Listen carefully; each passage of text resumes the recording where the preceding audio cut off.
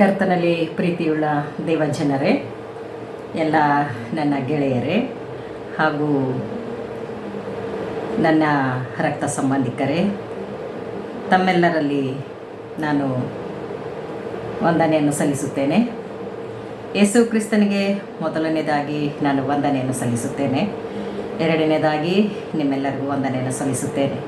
ಏಕೆಂದರೆ ದೇವರು ತಮ್ಮೆಲ್ಲರಿಗೆ ಸಂಧಿಸುವಂಥ ಸಮಯವನ್ನು ಈ ದಿನ ಕೊಟ್ಟಿದ್ದಾರೆ. ಆದುದರಿಂದ ನಾವು ಈ ದಿನ ದೇವರ ವಾಕ್ಯದ ಕಡೆಗೆ ಹೆಚ್ಚಿನ ಗಮನವನ್ನು ಕೊಡುವವರಾಗಿರೋಣ ಎಂದು ನಾನು ದೇವರಲ್ಲಿ ಪ್ರಾರ್ಥಿಸುತ್ತೇನೆ. ನೀವೆಲ್ಲರೂ ಆರೋಗ್ಯವಾಗಿದ್ದೀರಿ ಎಂದು ನಾನು ದೇವರಲ್ಲಿ ನಂಬುವವಳಾಗಿದ್ದೇನೆ. ಆದುದರಿಂದ ಪ್ರಿಯರಾದವರೇ, ಈ ಸಮಯದಲ್ಲಿ ನಾವು ಸ್ವಲ್ಪ ಸಮಯವನ್ನು ದೇವರಿಗೆ ಕೊಟ್ಟು ನಾವು ಗಮನ ಕೊಟ್ಟು ಕೇಳುವಂಥದ್ದರಲ್ಲಿ ಸಮಯವನ್ನು ಕಳೆಯೋಣ ಎಂದು ನಾನು ದೇವರಲ್ಲಿ ಪ್ರಾರ್ಥಿಸುತ್ತೇನೆ. ದೇವರು ಈ ವಾಕ್ಯಗಳನ್ನು ಹೇಳುವುದಕ್ಕೆ ಮತ್ತು ಕೇಳುವುದಕ್ಕೆ ಅದ್ಭುತವಾಗಿ ಆಶೀರ್ವದಿಸಲಿ, ತನ್ನ ಆತ್ಮನ ಮೂಲಕವಾಗಿ ನಡೆಸಲಿ ಎಂದು ನಾನು ಪ್ರಾರ್ಥಿಸುವಳಾಗಿದ್ದೇನೆ. ಪ್ರಿಯರೇ, ಈ ದಿನದ ದೇವರ ವಾಕ್ಯವು ಪ್ರಾರ್ಥನೆಯ ಮೂಲಕ ಉಂಟಾಗುವ ಆಶೀರ್ವಾದಗಳ್ಯಾವುವು ಎನ್ನುವಂಥದ್ದು. ಪ್ರಾರ್ಥನೆಯ ಮೂಲಕ ಉಂಟಾಗುವಂಥ ಆಶೀರ್ವಾದಗಳು ಮೊದಲನೆಯದಾಗಿ ಕೀರ್ತನೆಗಳು 32ನೇ ಅಧ್ಯಾಯದಲ್ಲಿ ನಾವು ನೋಡುವವರಾಗಿದ್ದೇವೆ. ಕೀರ್ತನೆಗಳು 32ನೇ ಅಧ್ಯಾಯ ವಚನ 5. ಇದರಲ್ಲಿ ಪಾಪದ ಬಿಡುಗಡೆ ಇದೆ. ನಾವು ಯಾವಾಗಲೂ ಪ್ರಾರ್ಥನೆ ಮಾಡ್ತಾ ಇರ್ತೇವೆ, ಎಲ್ಲ ವಿಷಯಗಳಿಗಾಗಿ ಪ್ರಾರ್ಥನೆ ಮಾಡ್ತಾ ಇರ್ತೇವೆ. ಆದರೆ ಪಾಪದ ಬಿಡುಗಡೆಗಾಗಿ ನಾವು ಪ್ರಾರ್ಥಿಸುವಾಗ ದೇವರು ಯಾವ ರೀತಿಯಿಂದ ನಮ್ಮನ್ನು ಪಾಪದಿಂದ ಬಿಡುಗಡೆ ಮಾಡ್ತಾನೆ ಎನ್ನುವಂಥ ವಿಷಯವನ್ನು ಇದನ್ನು ನಾವು ತಿಳಿದುಕೊಳ್ಳಲಿಕ್ಕಿದ್ದೇವೆ. 5ನೇ ವಚನದಲ್ಲಿ ಈ ರೀತಿಯಾಗಿ ಹೇಳುತ್ತದೆ: ಹೀಗಿರುವಲ್ಲಿ ಯೆಹೋವನ ಸನ್ನಿಧಿಯಲ್ಲಿ ನನ್ನ ದ್ರೋಹವನ್ನು ಒಪ್ಪಿಕೊಳ್ಳುವೆನು ಅಂದುಕೊಂಡು ನನ್ನ ಪಾಪವನ್ನು ಮರೆಮಾಡದೆ ನಿನಗೆ ನನ್ನ ದೋಷವನ್ನು ತಿಳಿಸಿದೆನು. ನೀನು ನನ್ನ ಅಪರಾಧಗಳನ್ನು ಪರಿಹರಿಸಿಬಿಟ್ಟಿ ಸೆಲಾ ಎನ್ನುವಂಥದ್ದನ್ನು ನಾವಿಲ್ಲಿ ನೋಡೋರಾಗಿದ್ದೇವೆ.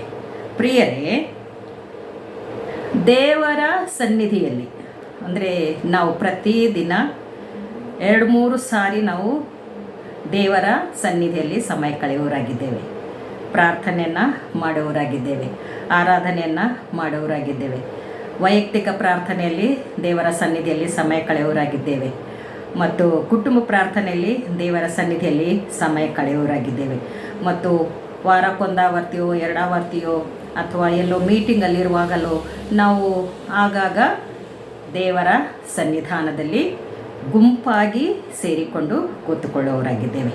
ಆದರೆ ನಾವು ದೇವರ ಸನ್ನಿಧಿಯಲ್ಲಿ ಕೂತುಕೊಂಡು ನನ್ನ ದ್ರೋಹಗಳನ್ನು ಒಪ್ಪಿಕೊಳ್ಳುವೆನು ಅಂದುಕೊಂಡು ನನ್ನ ಪಾಪವನ್ನು ಮರೆಮಾಡಲಿಲ್ಲ ಎನ್ನುವಂಥದ್ದು. ಇಲ್ಲಿ ದಾವೀದನು ಹೇಳುವಂಥದ್ದೇನೆಂದರೆ, ನಾನು ನನ್ನ ಪಾಪಗಳನ್ನು ಒಪ್ಪಿಕೊಳ್ಳಬೇಕು ಎನ್ನುವಂಥದ್ದು. ಇದು ದಾವೀದನು ಹೇಳಿರುವಂಥದ್ದು ಈ ಲೋಕದ ಜನರೆಲ್ಲರಿಗೂ ಅನ್ವಯವಾಗುವಂಥದ್ದಾಗಿದೆ. ನಮ್ಮ ಪಾಪಗಳನ್ನು, ನಮ್ಮ ದ್ರೋಹಗಳನ್ನು, ನಮ್ಮ ದೋಷಗಳನ್ನು ಒಪ್ಪಿಕೊಳ್ಳುವಂಥದ್ದು ಎಂದು. ನಮ್ಮ ಪಾಪಗಳನ್ನು, ನಮ್ಮ ದ್ರೋಹಗಳನ್ನು, ನಮ್ಮ ದೋಷಗಳನ್ನು ನಾವು ಪಾಪನೇ ಮಾಡಲಿಲ್ಲ, ನಾವು ದ್ರೋಹಿಗಳೇ ಅಲ್ಲ, ನಮ್ಮಲ್ಲಿ ಯಾವ ದೋಷವೂ ಇಲ್ಲ ಎನ್ನುವಂಥದ್ದು ಈ ಲೋಕದ ನಮ್ಮ ವಿಶ್ವಾಸವಾಗಿದೆ. ಆದರೆ ಎಲ್ಲರೂ ಪಾಪ ಮಾಡಿ ದೇವರ ಮಹಿಮೆಯನ್ನು ಹೊಂದದೇ ಹೋಗಿದ್ದಾರೆ ಎಂದು ಸತ್ಯವೇದವು ತಿಳಿಸುತ್ತದೆ. ಯಾರೂ ಪಾಪ ಮಾಡಲಾರದೇ ಇಲ್ಲ, ಎಲ್ಲರೂ ಪಾಪ ಮಾಡಿದ್ದಾರೆ. ತಾಯಿಯ ಗರ್ಭದಿಂದ ಅಂದರೆ ಸ್ತ್ರೀ ಗರ್ಭದಿಂದ ಹೊರಗಡೆ ಬಂದಿರುವಂಥ ಪ್ರತಿಯೊಬ್ಬನೂ ಪಾಪ ಮಾಡಿದವನಾಗಿದ್ದಾನೆ ಎನ್ನುವಂಥದ್ದು ಬೈಬಲ್ ಹೇಳುತ್ತದೆ. ಹಾಗಾದರೆ ನಾನು ತಾಯಿಯ ಗರ್ಭದಲ್ಲಿರುವಾಗಿನಿಂದ ಇಲ್ಲಿಯವರೆಗೆ ಮಾಡಿರಲಿಕ್ಕಿರುವಂಥ ಯಾವುದೇ ಪಾಪ ಆಗಿರಬಹುದು, ದೊಡ್ಡ ಪಾಪ ಆಗಿರಬಹುದು, ಸಣ್ಣ ಪಾಪ ಆಗಿರಬಹುದು, ಸುಳ್ಳಾಗಿರಬಹುದು, ಕೊಲೆ ಆಗಿರಬಹುದು, ಎಂಥದ್ದೇ ಪಾಪ ಆದಾಗ್ಯೂ ಕೂಡ ದೇವರು ನಮ್ಮನ್ನು ಆ ಪಾಪದಿಂದ ಪರಿಹರಿಸುವಾತನಾಗಿದ್ದಾನೆ. ಪಾಪದಿಂದ ಬಿಡುಗಡೆ ಮಾಡುವ ಆತನಾಗಿದ್ದಾನೆ. ಅದಕ್ಕೋಸ್ಕರ ನಾವೇನು ಮಾಡಬೇಕಂದ್ರೆ ಆತನ ಸನ್ನಿಧಿಯಲ್ಲಿ, ಆತನ ಹತ್ತಿರದಲ್ಲಿ ನಾವು ಕೂತುಕೊಂಡು ನಮ್ಮ ಪಾಪಗಳನ್ನು, ನಮ್ಮ ದೋಷಗಳನ್ನು, ನಮ್ಮ ದ್ರೋಹಗಳನ್ನು ಒಪ್ಪಿಕೊಳ್ಳಬೇಕು ಎನ್ನುವಂಥದ್ದಿಲ್ಲಿ ಸತ್ಯವೇದವು ತಿಳಿಸುತ್ತದೆ.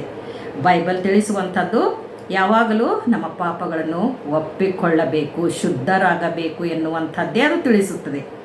ಆದ್ದರಿಂದ ನಾವು ದೇವರ ಸನ್ನಿಧಾನದಲ್ಲಿ ಕೂತುಕೊಂಡು ಪಶ್ಚಾತ್ತಾಪದೊಡನೆ ತಾಯಿಯ ಗರ್ಭದಿಂದ ಇಲ್ಲಿಯವರೆಗೆ ಮಾಡಿರುವಂಥ ಎಷ್ಟು ಪಾಪಗಳನ್ನು ನಾನು ಮಾಡಿದ್ದೇನೆ ದೇವರೇ, ನನ್ನನ್ನು ಕ್ಷಮಿಸು ಎಂದು ನಾವು ದೇವರ ಮುಂದೆ ಹೇಳುವವರಾಗಿರಬೇಕು ಎನ್ನುವಂಥದ್ದು ದೇವರ ವಾಕ್ಯ ತಿಳಿಸುವಂಥದ್ದಾಗಿದೆ. ಮತ್ತು ಇನ್ನೊಂದು ಏನು ಹೇಳ್ತಾ ಇದೆ ಕೆಳಗಡೆ ಅಂದರೆ, ನಿನಗೆ ನನ್ನ ದೋಷವನ್ನು ತಿಳಿಸುವೆನು. ದಾವೀದ ಹೇಳ್ತಾ ಇದ್ದಾನೆ ಯೆಹೋವ ದೇವರ ಮುಂದೆ, ನಾ ಯಾವುದೂ ಮುಚ್ಚಿಟ್ಕೊಳ್ಳಲ್ಲ, ನಾ ಯಾವ ಪಾಪನೂ ಮುಚ್ಚಿಟ್ಕೊಳ್ಳಲ್ಲ.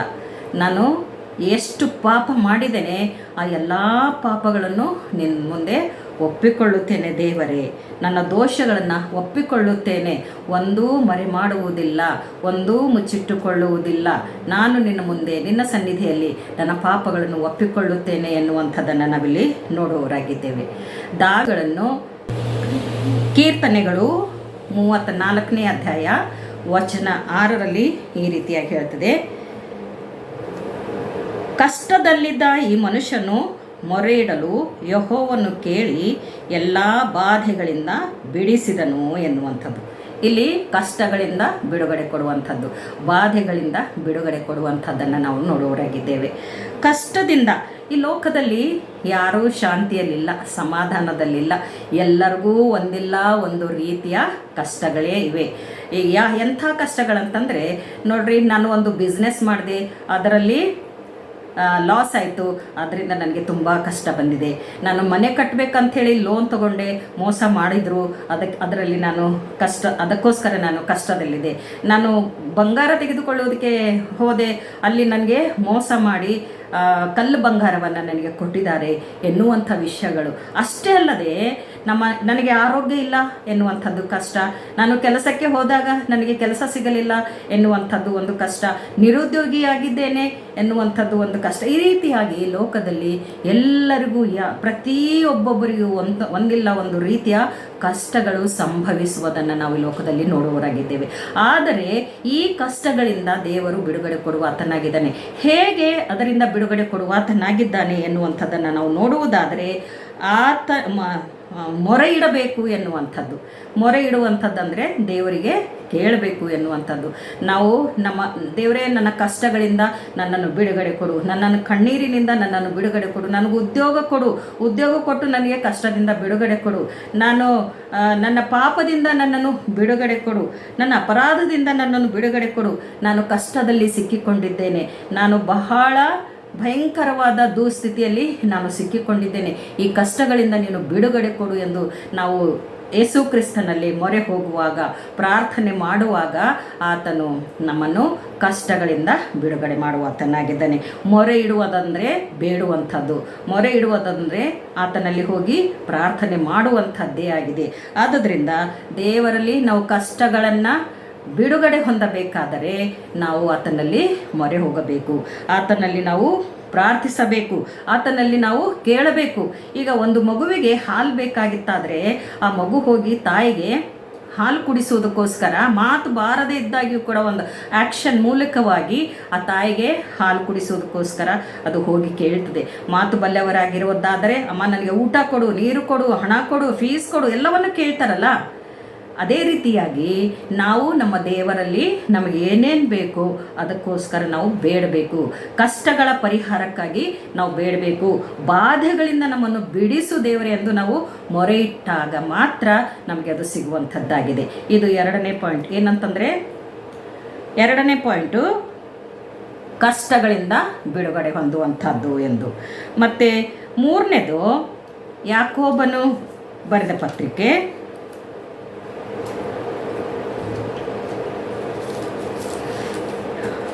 ಯಾಕೋಬನು ಬರೆದ ಪತ್ರಿಕೆ 5ನೇ ಅಧ್ಯಾಯ ವಚನ 16.